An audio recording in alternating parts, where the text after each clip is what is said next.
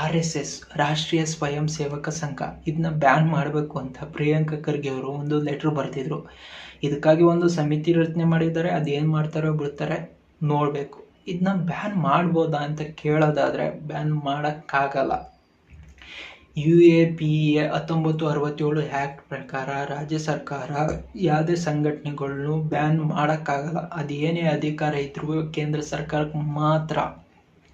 ಹಾಗಾದರೆ ಇನ್ನೇನು ಮಾಡ್ಬೋದು ಅಂತ ಕೇಳೋದಾದರೆ ಇದ್ರ ಬಗ್ಗೆ ಮನವಿ ಮಾಡ್ಬೋದು. ಇದನ್ನ ಬ್ಯಾನ್ ಮಾಡಿ ಅಂತ ಮನವಿ ಮಾಡ್ಬೋದು. ಹಾಗೆ ಕಾನೂನು ಸುವ್ಯವಸ್ಥೆ ಕಾಪಾಡೋಕ್ಕೋಸ್ಕರ ಕ್ರಮಗಳು ತಗೋಬೋದು. ಏನು ಅಂದರೆ ಇಲ್ಲಿ ಇಷ್ಟು ಜನ ಸೇರೋಂಗಿಲ್ಲ, ಇದನ್ನ ಇಲ್ಲಿ ಮಾಡೋಂಗಿಲ್ಲ ಅಂತ ಆ ರೀತಿ ಏನಾದ್ರು ಮಾಡ್ಬೋದು.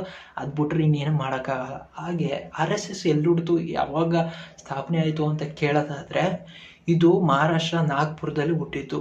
ಇದು ಸ್ಥಾಪನೆ ಆಗಿದ್ದ ಡೇಟ್ ಬಂದು 27 ಸೆಪ್ಟೆಂಬರ್ 1925. ಇದಕ್ಕೆ ಫೌಂಡರ್ ಅಂದರೆ ಇದನ್ನ ಸ್ಥಾಪಿಸಿದವರು ಡಾಕ್ಟರ್ ಕೇಶವ ಬಲಿರಾಮ್ ಹೆಗ್ಡೆ ಅವರು ಇದನ್ನ ಸ್ಥಾಪನೆ ಮಾಡಿದ್ರು. ಹಾಗೆ ಇಡೀ ಜಗತ್ತಿನಲ್ಲಿ 40 ಲಕ್ಷ ಮೆಂಬರ್ಶಿಪ್ ಹೊಂದಿದೆ. ಹಾಗೆ 73,117 ಶಾಖೆಗಳಿದೆ. ಇದ್ರ ಬಗ್ಗೆ ನಿಮ್ಮ ಅಭಿಪ್ರಾಯಗಳನ್ನ ಕಮೆಂಟ್ ಮೂಲಕ ತಿಳಿಸಿ. ಹಾಗೆ ನನ್ನ ವಿಡಿಯೋ ಇಷ್ಟ ಆಯಿತು ಅಂದರೆ ಒಂದು ಲೈಕ್ ಹಾಗೆ ಒಂದು ಸಬ್ಸ್ಕ್ರೈಬ್. ಇಷ್ಟ ಇಲ್ಲ ಅಂದರೆ ಡಿಸ್ಲೈಕ್ ಮಾಡಿ.